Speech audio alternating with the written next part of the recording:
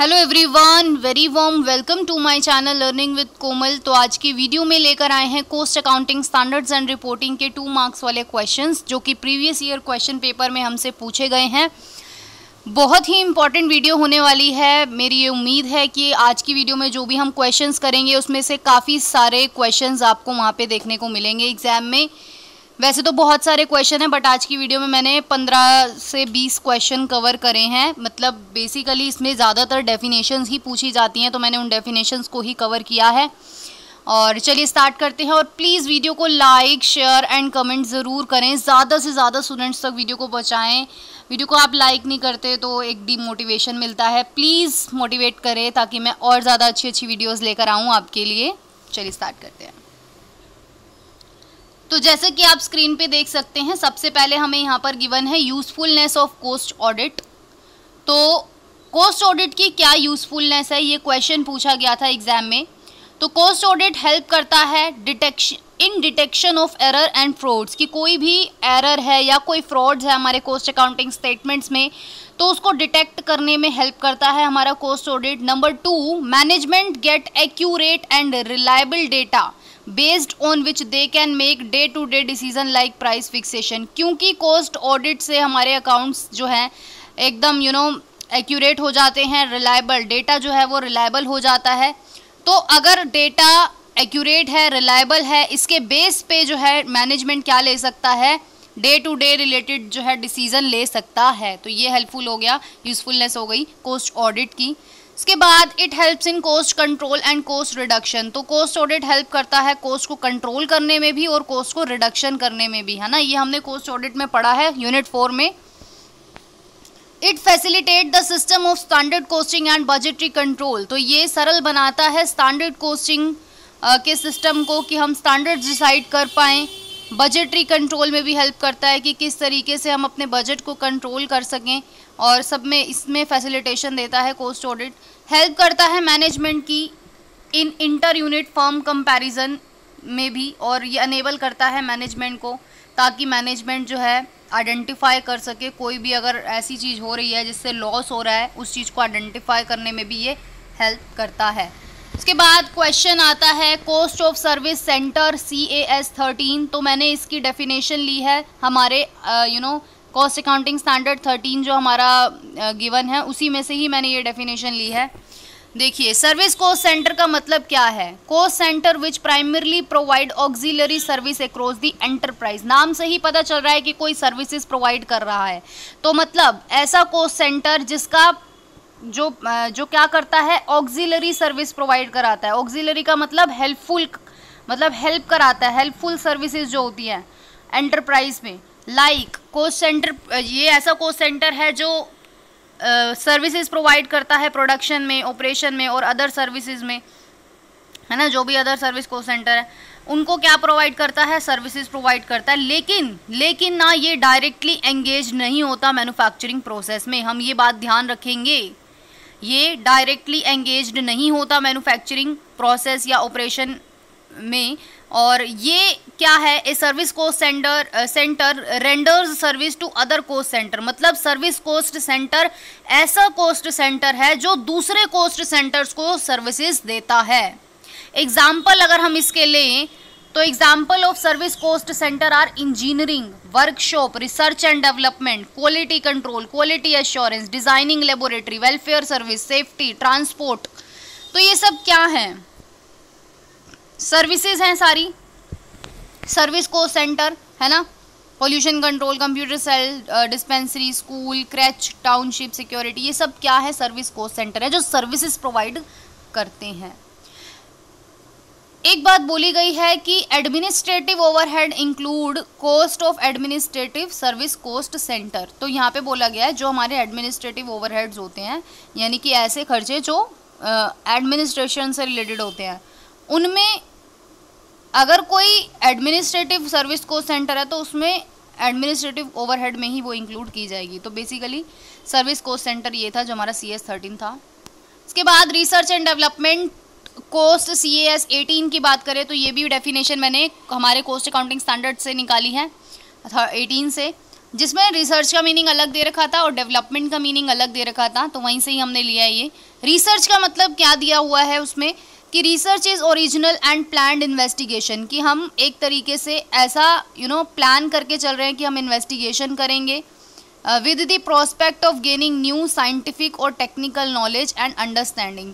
किस प्रोस्पेक्ट में? कि हम नई साइंटिफिक और टेक्निकल नॉलेज गेन करेंगे और अंडरस्टैंडिंग गेन करेंगे, है ना। रिसर्च का मतलब यही है कि हम कुछ इन्वेस्टिगेशन करने जा रहे हैं ताकि हमको कोई न्यू साइंटिफिक और टेक्निकल नॉलेज मिल पाए, अंडरस्टैंडिंग हो पाए। तो रिसर्च क्या है? एक ओरिजिनल एंड प्लान्ड इन्वेस्टिगेशन है CS 18 के अकॉर्डिंग।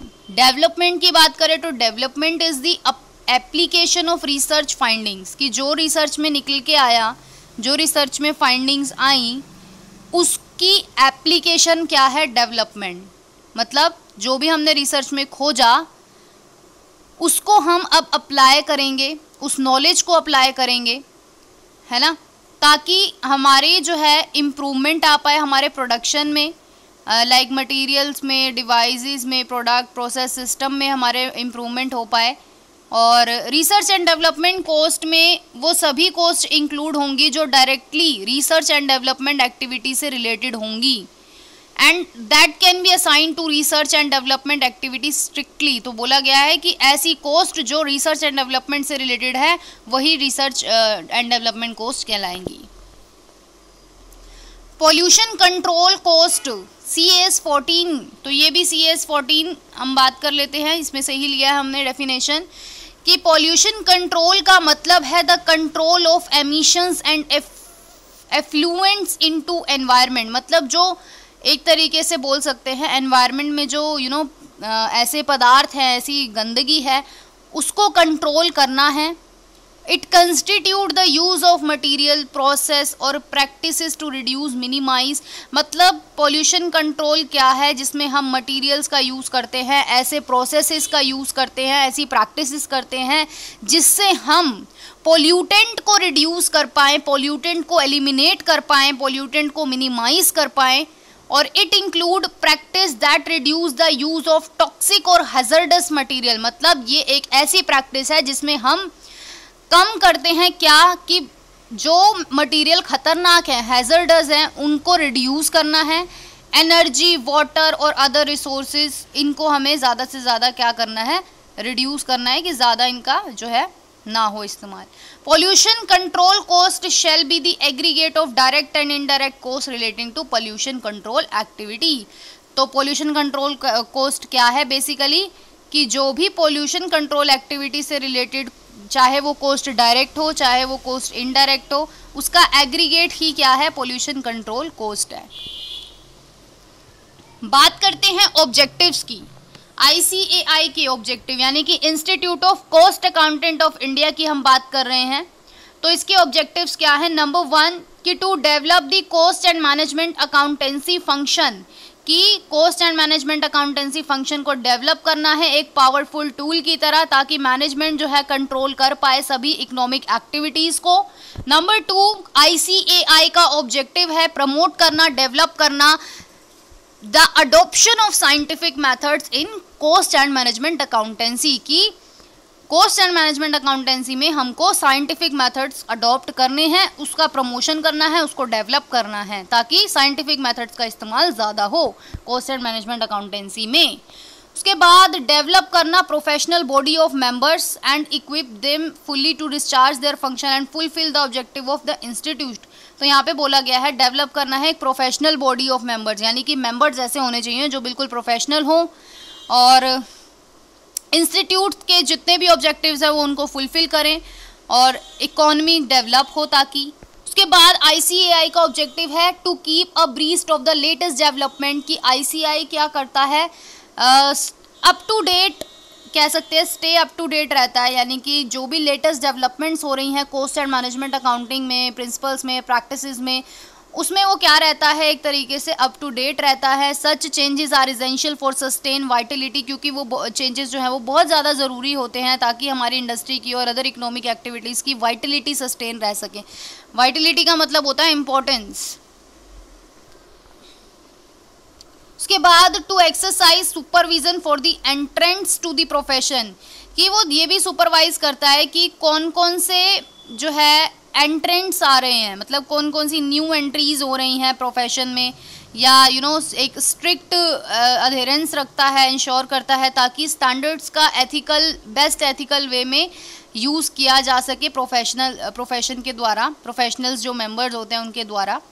उसके बाद ICAI का ऑब्जेक्टिव है ऑर्गेनाइज करना seminars conferences on subjects of professional interest in the different part of country, कि इसका उद्देश्य है सेमिनार ऑर्गेनाइज करना, कॉन्फ्रेंस ऑर्गेनाइज करना। क्यों? ताकि जो भी प्रोफेशनल इंटरेस्ट हैं different parts of the country में उनको आइडियाज़ मिल पाएँ और वो प्रोफेशनली ग्रोथ कर पाएँ। उसके बाद to carry out research and publication activities, तो ICAI का ऑब्जेक्टिव है रिसर्च और पब्लिकेशन एक्टिविटीज़ करना, जिसमें सारे इकोनॉमिक स्फेयर्स को हम कवर करेंगे, बुक्स पब्लिश करेंगे, इंफॉर्मेशन स्प्रेड की जाएगी professional interest to member in industrial, जो भी मेंबर इंडस्ट्रियल में, एजुकेशन में, कमर्शियल यूनिट्स में है, चाहे इंडिया में हो चाहे अब्रॉड में हो, तो ये भी करेंगे। तो ये ICAI के क्या थे? ऑब्जेक्टिव्स थे। उसके बाद CAS 16 हमसे पूछा गया है एग्जाम में, डेप्रीसिएशन एंड अमोर्टाइजेशन। तो अमोर्टाइजेशन की डेफिनेशन हमें CAS 16 से में जो दी गई है वही मैंने यहाँ पे लिया है। उसके बाद डेप्रीसिएशन की जो दी गई है वो मैंने यहाँ पे ली है। तो अमोर्टाइजेशन का मतलब क्या है? अमोर्टाइजेशन का मतलब है एक सिस्टमैटिक एलोकेशन करना depreciable amount of the intangible asset. तो ध्यान रखेंगे अमोर्टाइजेशन में हम ऐसी एसेट्स को डेप्रीशिएट करेंगे जो इनटेंजिबल हो। इनटेंजिबल मतलब जिसको हम छू नहीं सकते, लाइक पेटेंट हो गए, ट्रेडमार्क हो गया, कॉपीराइट हो गया, फ्रेंचाइज हो गया, ये इनटेंजिबल एसेट्स है। तो अमोर्टाइजेशन क्या है? एक तरीके का सिस्टमैटिक एलोकेशन है ऑफ द डेप्रीशिएबल अमाउंट, मतलब जितनी भी डेप्रीशिएशन लगता है डेप्रीशिएशन अमाउंट का एलोकेशन करना। तो अमोर्टाइजेशन का मतलब क्या है? एक्सपेंसिंग द एक्विजिशन, जो भी हमने उस एसेट को एक्वायर करने के लिए खर्चा किया ना, उस कॉस्ट में से हम माइनस करेंगे किसको? रेजिजुअल वैल्यू को। रेजिजुअल वैल्यू कौन सी होती है? एक तरीके की स्क्रैप वैल्यू, कि भाई इतने टाइम बाद इस एसेट की इतनी वैल्यू रह जाएगी। तो एक्विजिशन कॉस्ट में से हम माइनस करेंगे उस इनटेंजिबल एसेट की रेजिजुअल वैल्यू को, और फिर हमारा जो है अमोर्टाइजेशन अमाउंट निकल करके आएगा जो हमें डेप्रिशिएट करना है। और तो जो भी उनकी एस्टिमेटेड यूजफुल इकोनॉमिक लाइफ होगी, एस्टिमेटेड का मतलब कि हम ये मान के चल रहे हैं कि इस इंटेंजिबल एसेट की लाइफ इतनी है, लाइक 10 ईयर 20 ईयर, है ना। तो उस हिसाब से जो है हम ये कैलकुलेशन करेंगे एंड फिर जो है हमारी डेप्रिशिएबल अमाउंट निकलेगी। डेप्रिसिएशन तो हम जानते ही हैं, एक सिस्टमैटिक एलोकेशन है डेप्रिशिएबल अमाउंट का एक एसेट की ओवर इट्स यूजफुल लाइफ। इसमें हम टेंजिबल एसेट लेते हैं, ठीक है ना। टेंजिबल एसेट्स आपकी कौन सी हो गई? आपकी प्लांट एंड मशीनरी हो गई, है ना, और फर्नीचर वगैरह ये सब, है ना। तो अब जॉइंट कॉस्ट CAS 19 की बात कर लेते हैं। यहाँ पे जॉइंट कॉस्ट की मैंने और साथ में जॉइंट प्रोडक्ट की दोनों की मैंने डेफिनेशन ले ली है, ताकि थोड़ा सा, क्योंकि जॉइंट कॉस्ट की बहुत ही थोड़ी सी थी। तो जॉइंट कॉस्ट CAS 19 में हमें देखिए क्या गिवन है। जॉइंट कॉस्ट क्या है? एक देखो नाम से क्या पता चल रहा है कि जॉइंट करी। अब ज़रूरी थोड़ी है कि हर ऑर्गेनाइजेशन में या हर फर्म में एक ही प्रोडक्ट बने, ऐसा भी तो हो सकता है ना कि 2 या 2 से अधिक प्रोडक्ट्स बने। तो क्योंकि ऐसे उससे क्या होता है कि जो हमारी फिक्स एसेट है या जो हमारे बिजली का खर्चा है, रेंट का खर्चा है, अब वो ज़रूरी थोड़ी है एक ही प्रोडक्ट सारा वो करेगा। तो सभी जो है प्रोडक्ट्स की प्रोपोर्शन वाइज जो है जॉइंट कॉस्ट बनती है। देखिए यहाँ पे यही बोला गया है कि joint cost are the cost of common resources. देखो 2 या 2 से अधिक प्रोडक्ट बना रहे हैं, अब वो कॉमन रिसोर्सेज का अगर यूज़ कर रहे हैं, लाइक बिजली का वो कॉमन एक ही बिजली यूज़ हो रही है ना पूरा ऑर्गेनाइजेशन में, कॉमन रिसोर्स हो गया, ये एक ही जगह यूज़ हो रही है तो वो कॉमन रिसोर्स हो गया, उसका रेंट वगैरह, है ना, कॉमन रिसोर्सेज हो गए ना। तो जॉइंट कॉस्ट क्या है? कॉस्ट ऑफ कॉमन रिसोर्सेज जो यूज़ की जाती है प्रोड्यूस 2 और मोर प्रोडक्ट्स और सर्विस साइमल्टेनियसली, मतलब एक साथ आप उन प्रोडक्ट्स या सर्विसेज को अगर प्रोड्यूस कर रहे हो 2 या 2 से अधिक, और वो 2 या 2 से अधिक प्रोडक्ट बनाने के लिए अगर कॉमन रिसोर्सेज को यूज़ किया जा रहा है तो उसकी जो भी कॉस्ट होगी वो जॉइंट कॉस्ट कहलाएगी। जॉइंट प्रोडक्ट क्या होते हैं? 2 और more product produce by the same process, 2 या 2 से ऐसे अधिक प्रोडक्ट्स जो प्रोड्यूस किए जाते हैं सेम ही प्रोसेस से, एंड सेपरेटेड इन प्रोसेसिंग, और जिनको सेपरेट किया जाता है इन प्रोसेसिंग में, और each having a sufficiently high saleable value to merit recognition as a main product. हम जानते हैं हर किसी की वैल्यू अलग अलग होगी, कोई हाई सेलेबल होगा, कोई कैसा होगा, तो ऐसा होता है, ठीक है। तो मेन हमारी जॉइंट कोस्ट की थी, जो आई होप बिल्कुल समझ में आ गई होगी। उसके बाद generally accepted cost accounting principles, बहुत ज़्यादा important topic, very very important topic. GACAP, तो compilation of generally accepted cost accounting principle by the institute of cost accountant of India is a unique effort to record principle and practices. तो देखिए, ये जो compilation हुआ accounting principles का, cost accounting principles का, किसके द्वारा किया गया?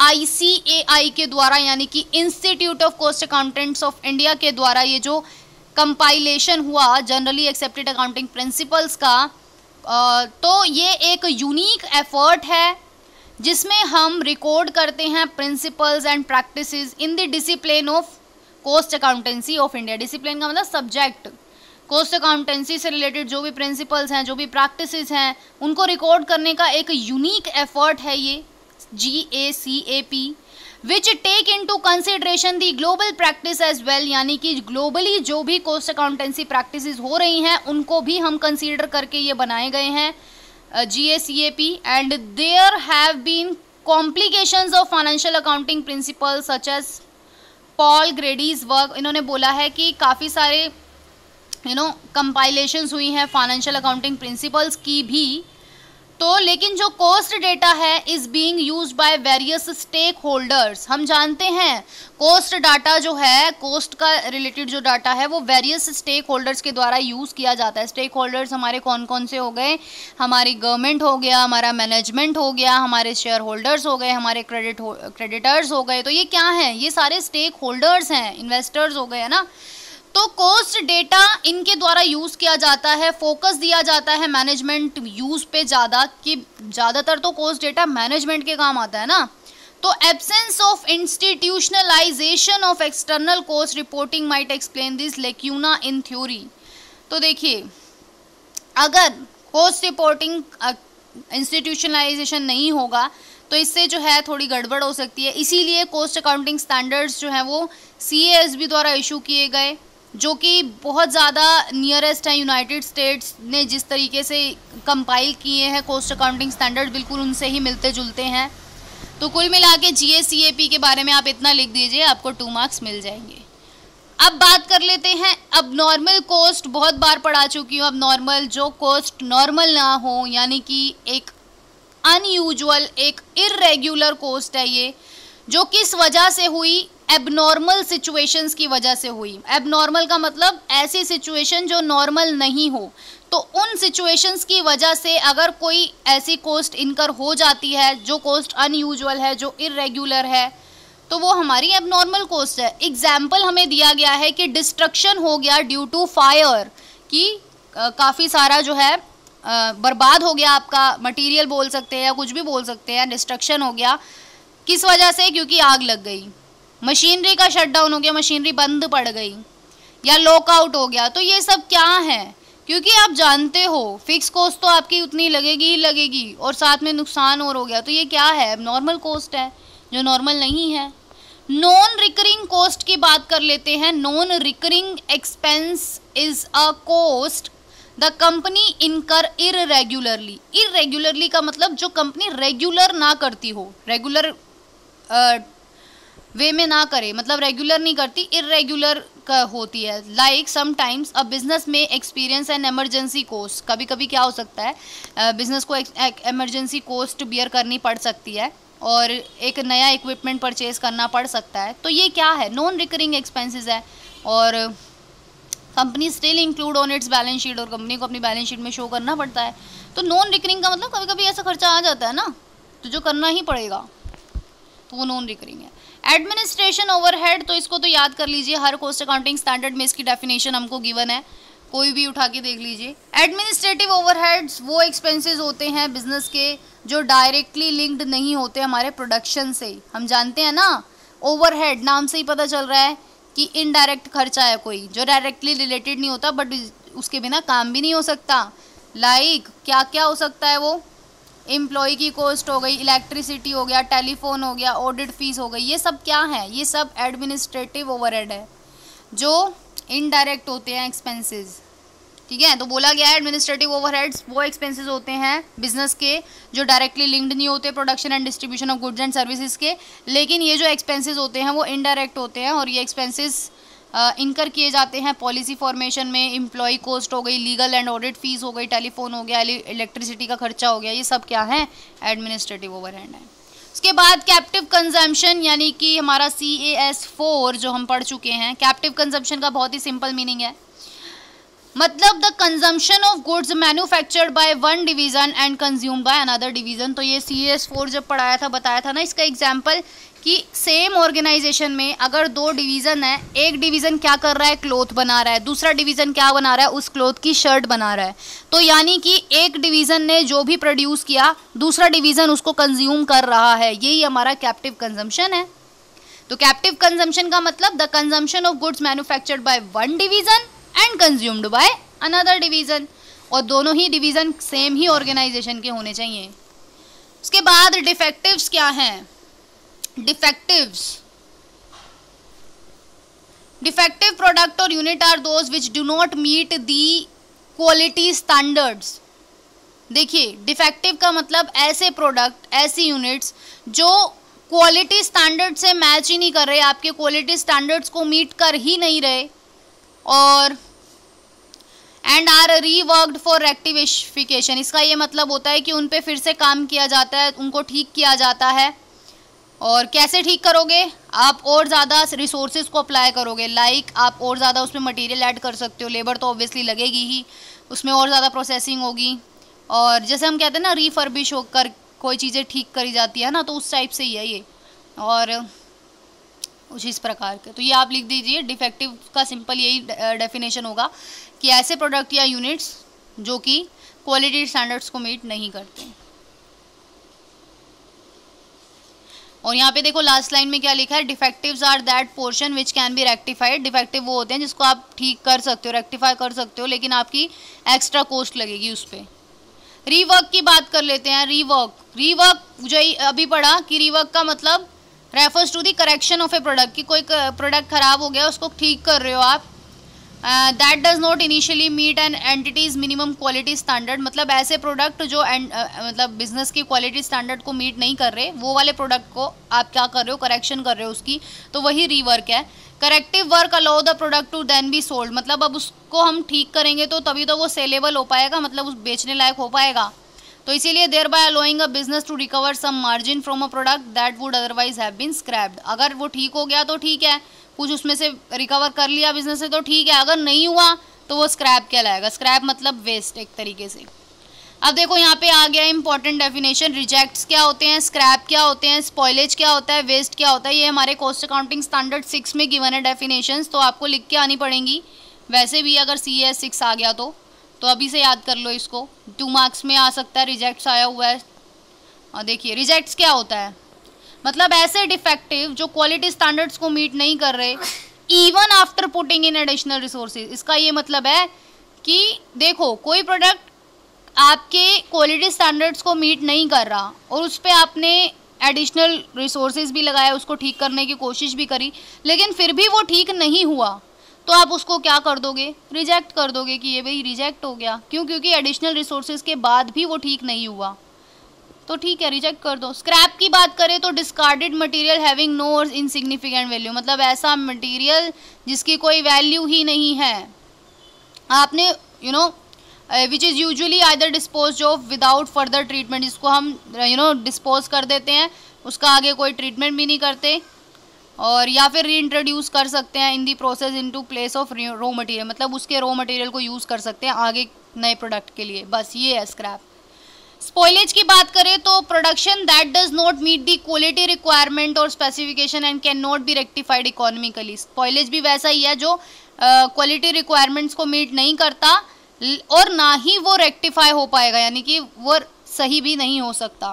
वेस्ट की बात करें जो वेस्ट हो गया, राइट, कि मटेरियल लॉस्ट हो गया प्रोडक्शन की वजह से, प्रोडक्शन हो रहा था उसमें से मटेरियल कुछ वेस्ट हो गया, लॉस्ट हो गया, तो वो डिस्कार्डेड मटेरियल है जिसकी कोई वैल्यू नहीं होती। जैसे कि यहाँ पे बोला है example of waste is hard waste and soft waste in textile industry में होता है ना, हार्ड वेस्ट होता है और एक सॉफ्ट वेस्ट होता है, तो ये वेस्ट हो गया। तो ये थे आज के हमारे क्वेश्चन। वीडियो को please like share and comment जरूर करें। Thank you so much.